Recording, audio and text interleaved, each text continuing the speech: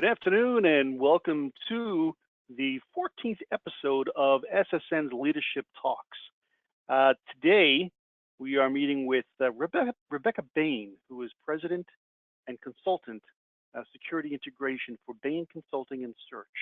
Rebecca, welcome. Thank you, Tim. Good afternoon and good morning to those of us who are not in that time zone. So before we start, just a quick update on who Bayne Consulting and Search is.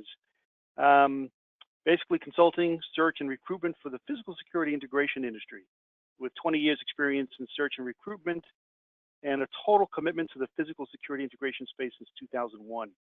Strength has been from well-developed and industry-wide relationships, familiarity with competitors, and a reputation for persistence until the best candidates are identified and secured for your most critical roles. So I'm going to get into that in a second, Rebecca, but my first question is always, take a minute or two and talk about, this is called Leadership Talk. So talk about your leadership style, personally and then with your team. Okay. I believe that the best way to lead is by example. And I feel that not in all roles and in all types of occupations can a manager necessarily stand in front of their employees and say, hey, I know what you're going through because I did this once.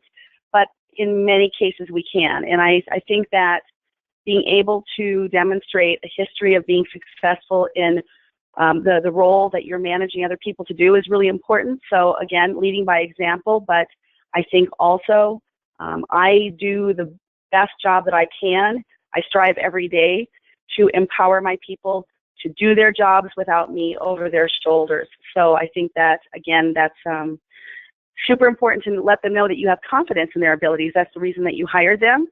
And I think that giving them all of the tools that they need, making sure that they have what is necessary to get that job done every day, and then get out of their way and just let them get it done. I think that that's very, very important. For myself, I strive on a daily basis to try to grow in my capabilities, my knowledge of this industry, and also in the skills that I should have as a leader in general. I think all of that's very important. We could, I was joking with Tim earlier, we could pick up the phone and call one of my recruiters and see if they agree, but hopefully that is the way that is perceived. Probably not a good idea. No, I'm kidding. But so one question regarding your leadership style: does that come out when you're actually talking with potential clients or clients? How does your leadership style come out with them? So they would probably say that I'm a bit of a bulldog. I know that one of the things that you mentioned when you were introducing me, and thanks for that introduction, is that we are extremely persistent. So we have to take the lead in the processes that we manage for our clients. And yes, in that, I guess in that vein, it's all about us providing a service that is exceptional, and that means that we do have to take the lead. So what probably comes across more there is communicating the need for them to back us up on fulfilling a process that we know works. And that's a little bit different than, I guess, empowering, but we then ask them to empower us. Okay.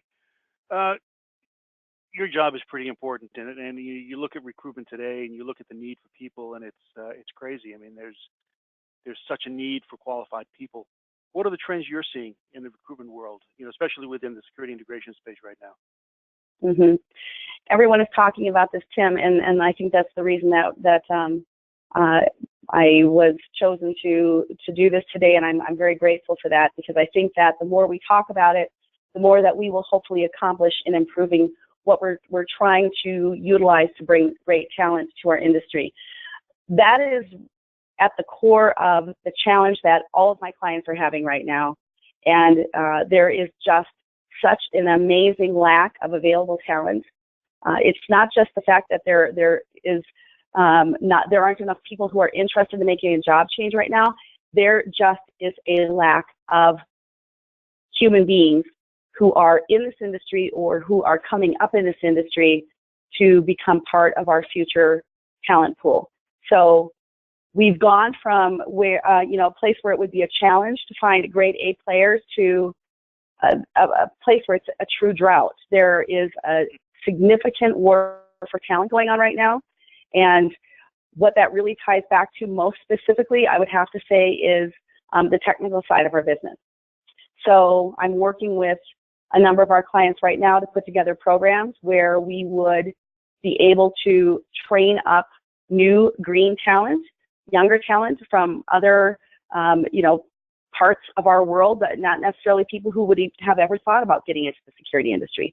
But if I was going to identify the number one key trend, that would definitely be it right now, Tim. So, what other industries are you looking at? I mean, where are you finding these people to bring into the industry and train? And it's got to be, I mean, that's a huge challenge. Yeah. The only near neighbor industries where you can really pull people who come in with some sort of sense of comfort or interest in what they would be pursuing in physical security integration would be telecom, datacom type industries, IT a bit, but bringing people from IT to security is much more difficult than taking people from security to IT, because there still is a perception out there in the IT world that physical security integration is a bit of a blue-collar world. And beyond that, we also are able to sometimes pull talent from the other low voltage industries and the BICSI or the BICSI type companies, because those individuals are very well versed in low voltage technologies, and many of them have touched some of the pieces of security integration. Right. What? Yeah. I'm not going to ask who your clients are, but what's the size of the clients you're working with? Bayne Consulting and Search has always worked with a broad variety of integrators. We have probably a relatively short client list, though, because we like to make sure that we are providing the highest level of service and the most comprehensive service to our clients if they are a larger organization. So right now our clients range from some of the smallest boutique integrators out there. We have one client that does about $2 million worth of business every year, to a few of the largest integrators on the top 100 list. We are currently working with 3 that are in the top 10, and so the variety is definitely there. And by having that, we're also able to match the preferences of candidates who want to work with a smaller company or want to work with a larger company. Right. So it seems like every conference I'm going to, there's always talk about quote unquote millennials. What are the traits that you're looking for in somebody, and what's the perception in our industry regarding millennials and them coming up and being the future of our industry? That's a difficult answer because there is no one set answer. Okay. I think that there are some companies that have a perception about millennials that is faulted, because we can't stereotype any age group. We really can't. Right. Obviously, there are some traits that are prevalent, but I know that many of my clients are hoping to add more millennials to their teams right now, and younger talent as well, because obviously the baby boomers are going to be going away here. We're slowly falling off, and I think that there's a broad variety of attitudes that we see represented by the millennial generation right now in our industry. And I've worked with some who literally have run their lives and run their careers more like a baby boomer, and I've worked with some who are very focused on the whole work-life balance thing. And I think that work-life balance thing plays very strongly into the increasing awareness of all of our clients to make sure that their cultures are strong. And that's something that we're going to be talking about here in a minute. But the millennials are more aware of that and are more aware of the need for that, and they demand it. And I think that that's been a good thing for our industry overall. So have you seen, our industry and companies that you're working with change their culture to meet today? I mean, I'm not going to get into the old, industry, but, have you seen culture change? I've definitely seen culture change. I think across the board, what I've seen more specifically, Tim, is companies putting that at the front of the conversation rather than just having it be a phrase that is parked somewhere on their website. Okay. Companies know now that if they don't talk about culture up front, that the potential candidate is not going to see any other long-term opportunity or a home for themselves outside of what they might do with their skill base and just coming in to fulfill the job every day. Everyone wants to know now that they are joining an organization where there is a shared interest in both the customer and the employee. And if that all comes together, the chances for success for the company across the board are greater. So how do these guys, how do the candidates out there really, make themselves be the number one candidate? What are you looking for in a person in terms of skills and or attitude? But what makes them, the top candidate? Candidates know right now that they're in high demand. So I'm going to be honest with you. There are it's frequent that we will be working with candidates who tell us, hey, we know that every company is dying to find great talent right now. So I can pretty much pick and choose where I go. We try to work with that attitude. Obviously, if there's a persistence with that approach, that's probably a candidate that we're not going to work with. But I think that what we try to do, again, because our approach is very specific to both the industry and the type of role that that person would be fulfilling and what our client company brings to the table for the talent pool. So we are digging in deep to make sure that not only does their skill base fit, but what their long-term intentions are for their personal career growth match up with what that organization is looking for. And I think that what the candidates need to do, if they do anything right now to set themselves apart, is be aware of not just what they bring to the table, but how their strengths, their personality, their long-term life goals match up with the culture of the organization. That is the best way to make sure that you have a solid match. Okay. Can you tell us about your process, your interview process? All right, so you've got a client, they've identified a number of positions that they need. You then go out and find candidates. What do you do from there? Typically, we probably have one of the longest, most detailed processes in our industry, and we're told that every day. We actually had a client tell us, a very large, well-known integrator in this industry, tell us the other day that they took a bullet for us when they were interviewing one of our candidates because the candidate was talking about how thoroughly we vetted them before we would even tell them who our client company was.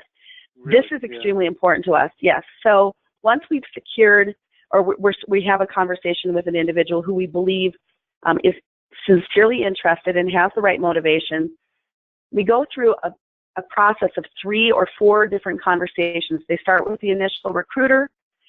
Sometimes a second recruiter joins in the conversation for a second meeting, and then I'm on a call for a third conversation. And once we get to that point, we then share with them who our client is, and then if they are still interested, we give them time to go back and do their own research about the company or ask as many questions as they want to before we even take them to our client. So there is a very significant and lengthy process that hopefully brings up any concerns that might otherwise not be seen if all you do is take a resume and send it to a company. Right. How long is that process, you think? That generally takes just to get them on board and bring them to the client. Once we've started that conversation, that can take anywhere from a week to 2 weeks. Okay. Not as long as I expected, but okay. Well, I'm going to qualify that because people who are working are busy. So we have to find time to schedule phone calls with them, and sometimes that's not going to happen during the day. We do a lot of phone calls in the evening and on the weekend. Conversely, if there is an exceptional talent who is in a big rush or they're feeling pressured, they're not happy in their role, we will undoubtedly accelerate that process. Okay. Mhm. So, what's the ratio, if you know this, what's the ratio between folks you're talking to who are working versus not working? Um, And is there a preference? 99% are working, and there's absolutely a preference that they be working. The only time that there's an exception to that rule is when perhaps there was an acquisition or a merger or something that caused their position to go away. Or another great example is if a spouse was transferred for a job and the other individual, had to walk away from a position because of a move. Most great talent right now is working. Okay. Okay.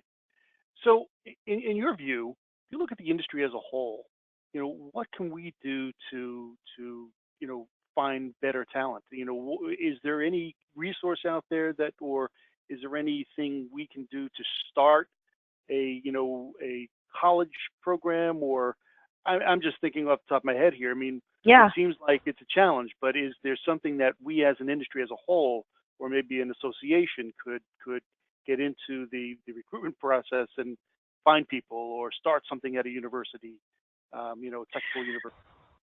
Well, we're probably all familiar with a few other organizations who have attempted to do that recently, and they're working on those programs right now.